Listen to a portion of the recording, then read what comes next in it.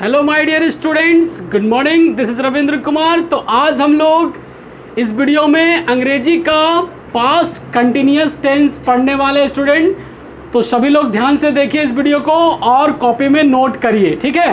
तो past continuous tense, क्योंकि हम लोगों ने कल पिछले वीडियो में सिंपल पास्ट टेंस पढ़ा था, आज हम लोग पास्ट कंटिन्यूअस टेंस पढ़ेंगे, ठीक है। पास्ट कंटिन्यूअस टेंस को सर पहचाने कैसे पता करें कि ये जो सेंटेंस है वो पास्ट कंटिन्यूअस टेंस के अंदर आता है। तो देखिए मैं बताता हूँ, जैसे कुछ एग्जांपल बोलता हूँ। मैं खाना खा रहा था, मैं अंग्रेजी पढ़ा रहा था, तुम बात कर रहे थे, वह बाजार जा रही थी, मैं काम कर रहा था, मैं पढ़ाई कर रहा था, हम लोग क्रिकेट खेल रहे थे, वे लोग फुटबॉल खेल रहे थे, हम लोग कबड्डी खेल रहे थे, हम लोग खाना पका रहे थे, तुम लोग शहर जा रहे थे, मैं गांव आ रहा था। तो आई होप आपको सेंटेंस बोलने से पता चल गया होगा कि आज का जो वाक्य है वो लास्ट में क्या है, रहा था, रही थी, रहे थे, लगा हुआ रहे। तो समझ जाना है कि क्या है, पास्ट कंटिन्यूअस टेंस की पहचान है।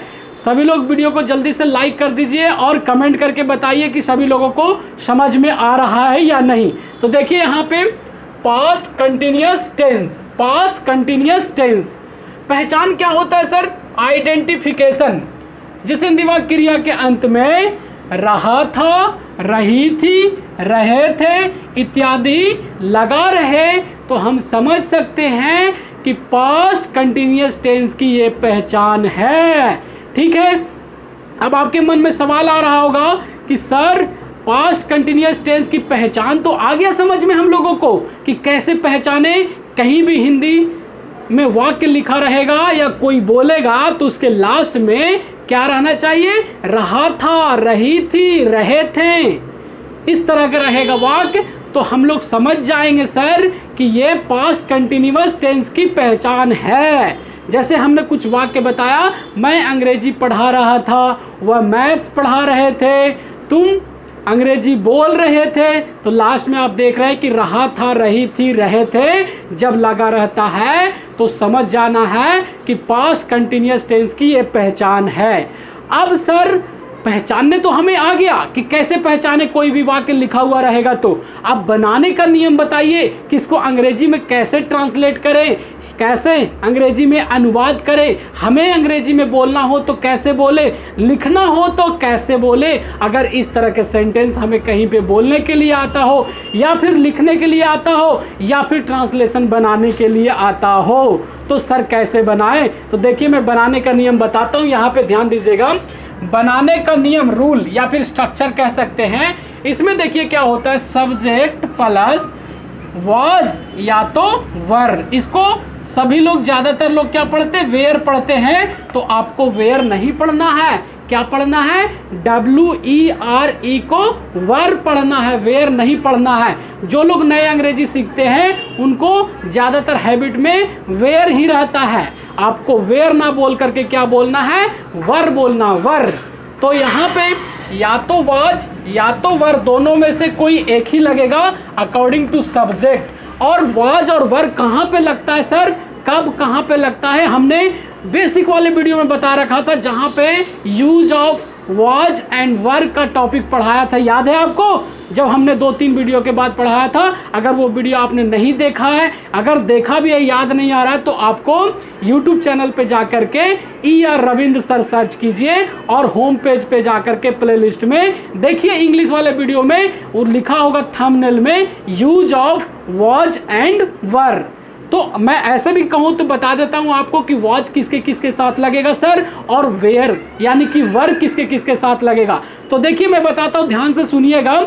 आई के साथ वाज लगेगा, ही के साथ, शी के साथ, दैट के साथ, सिंगल नेम के साथ, दिस के साथ, इट के साथ, इन सब के साथ आपको क्या लगाना है, वाज लगाना है। और सर वर किसके साथ लगता है, इनके अलावा जो बच गए उनके साथ वर लगाना है। तो इनके अलावा जो बच गए वो कौन कौन है बताइए तो सही। तो जैसे मैं आपको बताता हूँ, यू हो गया, वी हो गया, दे हो गया, दीज हो गया, दोज हो गया, और एक से ज्यादा नाम जब हो जाएगा तो वहां पे आपको क्या लगाना है, वर लगाना है, WERE। तो आपको ध्यान रखना है कि कहां पे वॉज लगेगा और कहां पे वर लगेगा। तो अगर आप बार बार वीडियो को देखते होंगे, आप लगातार वीडियो को देख रहे होंगे, तो आपको याद हो चुका होगा कि वॉज कहां पे लगता है और वर कहां पे लगता है। तो समझ में आ गई। आज का टॉपिक जो है वॉज और वर के ऊपर है, और साथ ही साथ आज का जो मेन वर्ब है, जो क्रिया है, उसमें ING लगेगा। वर्ब की फोर्थ फॉर्म लगेगी। वर्ब की फोर्थ फॉर्म के मतलब क्या सर? मतलब कि गो में ING लगा दिए तो गोइंग, प्ले में ING लगा दिए तो प्लेइंग, ईट में ING लगा दिए तो ईटिंग, राइट में ING लगा दिए तो राइटिंग। मतलब कि सभी में आज का जो सेंटेंस बनेगा उन सभी में ING लगा रहेगा। क्योंकि क्या है, रहा था, रही थी, रहे थे। मतलब कि जो भी आज वाक्य बोलेंगे, जो भी आज वाक्य बनाएंगे हम लोग इस वीडियो में, उसमें कोई काम पहले हो रहा था, मतलब कि पास्ट टाइम में हो रहा था, भूतकाल में हो रहा था, वो काम अभी नहीं हो रहा। जैसे मैं बोलता हूं कि मैं खाना खा रहा था, खाना खाने के काम अभी हो रहा है क्या? नहीं, खाना खाने के काम हो चुका है और पास्ट में हुआ है ये काम। ठीक है, समझ में आ रहा है आपको? तो देखिए यहाँ पे बनाने का नियम है सब्जेक्ट प्लस वाज या तो वर प्लस V4 का मतलब हमने अभी बताया कि वर्ब की फोर्थ फॉर्म। वर्ब में, मेन वर्ब में, क्रिया में ING लगा देना है, उसे V4 बोलते हैं। प्लस ऑब्जेक्ट रहेगा तो ऑब्जेक्ट लगा देंगे। सेकेंड में देखिए नेगेटिव बनाना हो तब क्या करें सर? तो सब्जेक्ट प्लस वाज या वर प्लस नॉट आ जाएगा। नहीं का अंग्रेजी यहाँ पे क्या आ जाएगा? नॉट, नया चीज आ जाएगा। और V4 का V4 as it is, object का object as it is. I hope समझ में आ रहा होगा आपको। तो जैसे देखिए मैं एग्जांपल के तौर पे अगर बताऊं कि सब्जेक्ट प्लस वाज या वर प्लस V4 प्लस ऑब्जेक्ट, तो देखिए हमने एक एग्जांपल लिखा है, वह अंग्रेजी बोल रही थी। वह अंग्रेजी बोल रही थी, तो बोलने से पता चल रहा है कि ये फीमेल है, तो वह का अंग्रेजी यहाँ पे क्या लगाएंगे? शी लगाएंगे, ना कि ही लगाएंगे। कभी कभी मिस्टेक से हम लोग क्या करते हैं, ही के जगह शी और शी के जगह ही भी लगा देते हैं। तो आपको लोग को मिस्टेक ऐसा नहीं करना है, ध्यान से देखिए। तो यहाँ पे क्या हो जाएगा? शी हो जाएगा, और शी के साथ क्या लगेगा सर? वाज लगेगा। अगर यहाँ पे वर लगा देंगे तो आपका जो सेंटेंस होगा वो गलत हो जाएगा। तो ध्यान देने वाली बात है कि कहाँ वाज लगेगा और कहाँ वर लगेगा। तो यहाँ पे क्या बन गया? She was. और बोलना को अंग्रेजी में क्या कहते हैं सर? स्पीक कहते हैं। क्या कहते हैं?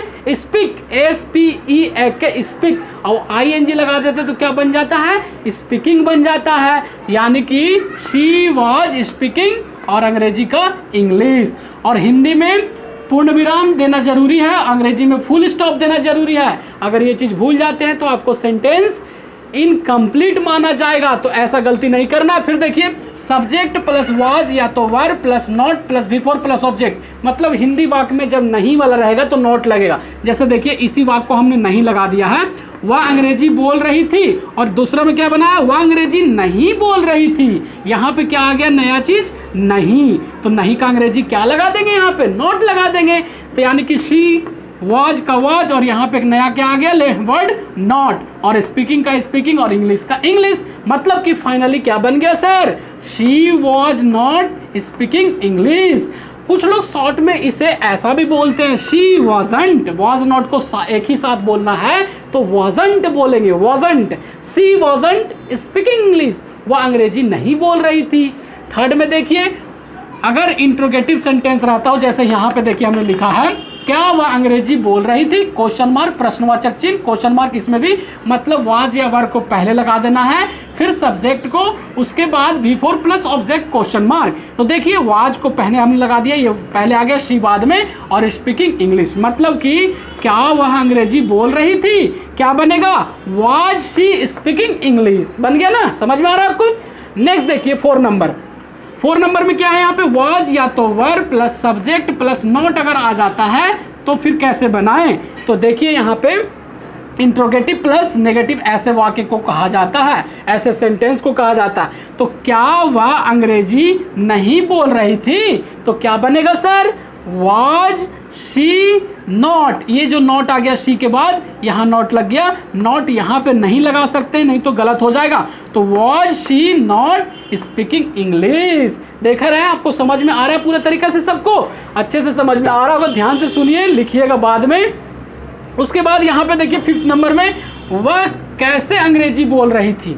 अगर कैसे, क्यों, कब, कहाँ इस तरह के वाक्य आता है तो उसे भी तो बनाना पड़ेगा ना। तो देखिए, हमने जैसे एक वाक्य आपको एग्जाम्पल लिया है कि वह अंग्रेजी कैसे बोल रही थी, या फिर वह कैसे अंग्रेजी बोल रही थी। अब जो बोलना बोल लीजिए हिंदी में। तो क्या बनेगा सर, कैसे का अंग्रेजी यहाँ पे पहले आ जाएगा, यानी कि हाउ, HOW, हाउ मीन्स कैसे, और was she speaking English, how was she speaking English. अगर रहता हुआ क्यों अंग्रेजी बोल रही थी तो यहाँ पे क्या हो जाता, वाई, WHY, वाई मीन्स क्यों। अगर यहाँ पे रहता कब, वह कब अंग्रेजी बोल रही थी तो कब का अंग्रेजी क्या हो जाता, when was she speaking English. I hope आपको ये फॉर्मूला का मतलब समझ में आ रहा होगा। और भी वाक्य हमने इधर देखिए सिंपल में ले रखा है और आपको बताने की कोशिश किया है कि वाज कहाँ पे लगता है और वर कहाँ पे लगता है। छोटे छोटे वाक्य हमने लिए यहाँ पे, तो देखिएगा ध्यान से। जैसे मैं पढ़ रहा था, क्या है यहाँ पे, मैं पढ़ रहा था, तो मैं का अंग्रेजी क्या होता है सर, आई होता है सर। आई के साथ वाज लगाएं या वर लगाएं सर, तो वाज लगता है तो आई वाज। और पढ़ना को अंग्रेजी में क्या कहते हैं, रीड कहते हैं। और रीड में क्या लगाना है हमको, ING लगाना है सभी में ना। तो क्या बन जाएगा finally, I was reading. I hope आपको समझ में आ रहा होगा सभी लोग को। तो वीडियो को ध्यान से देखते रहिए, वीडियो को जल्दी से लाइक कर दीजिए और शेयर करिए, अपने व्हाट्सएप ग्रुप में शेयर करिए, फेसबुक पे शेयर करिए, ताकि जो लोग नए हैं वो लोग भी इस वीडियो को देख सके। ठीक है, तो देखिए यहाँ पे, तुम सो रहे थे, क्या है, तुम सो रहे थे, तो तुम का अंग्रेजी यहाँ पे क्या होगा सर, यू होगा। क्या होगा, यू मीन्स तुम होता है ना, तुम लोग, आप लोग, तो तुम का अंग्रेजी यहाँ पे क्या हो गया, यू हो गया। अब यू के साथ सर वर लगेगा कि वाज लगेगा, हमें तो याद ही नहीं है। तो आप बार बार मैं बोल रहा हूँ कि वीडियो इस पे बना रखा हूँ, आप चाहे तो उसे देख सकते हैं आप एक बार। तो यू के साथ क्या लगता है, वर लगता है सर, यू वर। और सोना को अंग्रेजी में क्या कहते हैं, सोना का मतलब पहनने वाला सोना नहीं, सोने वाला सोना।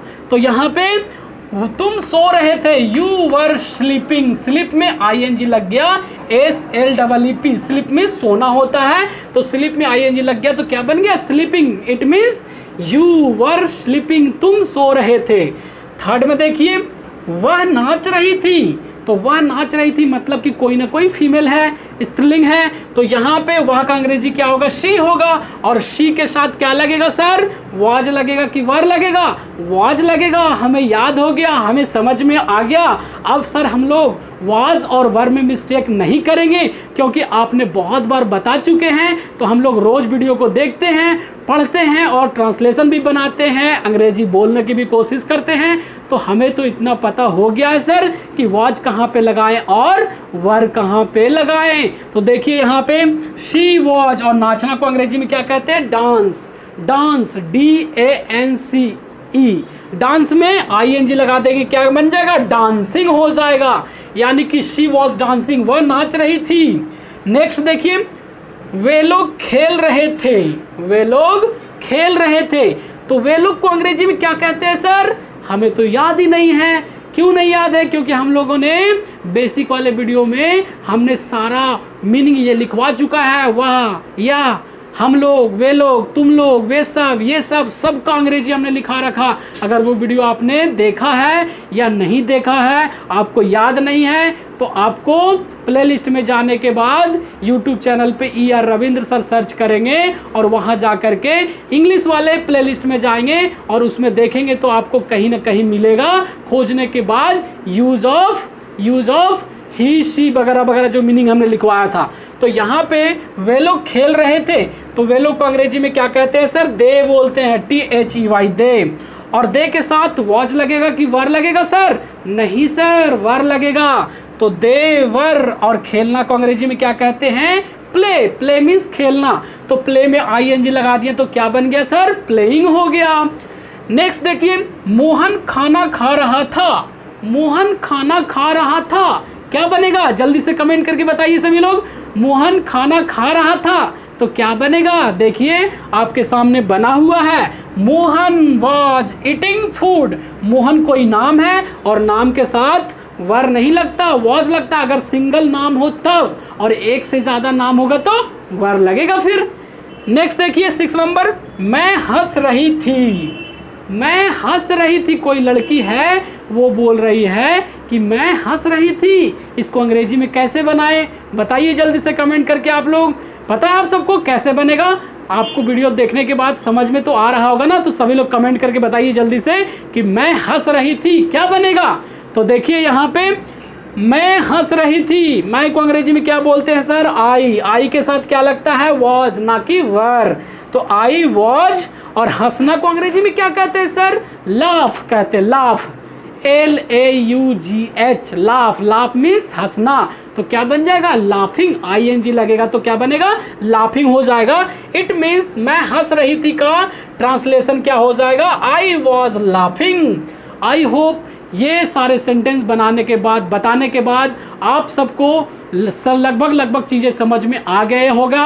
अगर आप सच में अंग्रेजी सीखना चाहते हैं तो वीडियो को बार बार देखिए और इसको नोट कीजिए कॉपी में। नोट करने के बाद इसके बेसिस पे कुछ ट्रांसलेशन लीजिए, हिंदी में वाक्य लीजिए और उसे अंग्रेजी में अनुवाद करिए। देखिए अगर आप 50-60 ट्रांसलेशन बनाते हैं इसके ऊपर, लिखते हैं इसके ऊपर, बोलते हैं इसके ऊपर, रीडिंग करते हैं इसके ऊपर, तो धीरे धीरे आपको अंग्रेजी बोलने आ जाएगी। और आप सोचेंगे कि हमने पढ़ा दिया, आपने देख लिया, बस मुझे तो अंग्रेजी आ जाएगी। ऐसा नहीं होता है, आपको मेहनत करना पड़ेगा। तो मैं मानता हूं कि आपको ये वीडियो पसंद आ रहा होगा। अगर कोई लाइक नहीं किए तो जल्दी से लाइक कर दीजिए अभी, और कमेंट करके बताइए कि ये वीडियो कैसा लगा।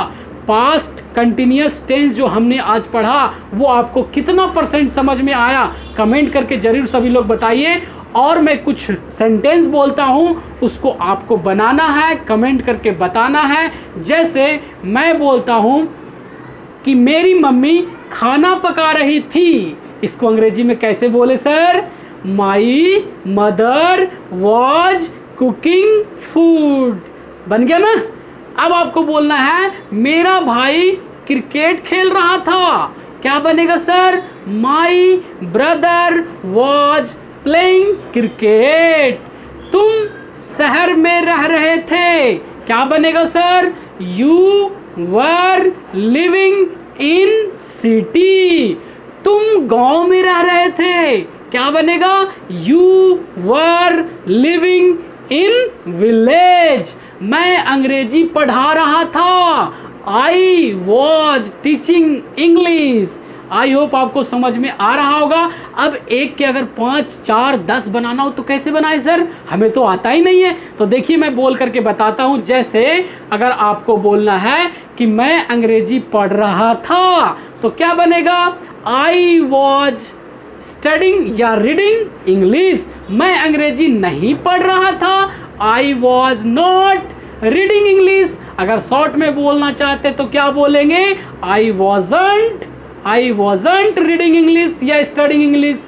रीड मतलब पढ़ना, या स्टडी मतलब भी अध्ययन करना या पढ़ना होता, दोनों में से कोई भी आप लगा सकते हैं। अब आपको बोलना है क्या मैं अंग्रेजी पढ़ रहा था, तो क्या बनेगा sir? Was I reading English. Question mark दोनों में लगेगा, हिंदी वाक्य में प्रश्नवाचक चिन्ह, अंग्रेजी में question mark.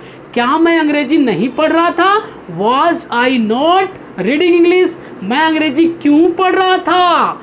Why was I reading English. मैं अंग्रेजी कैसे पढ़ रहा था? How was I reading English.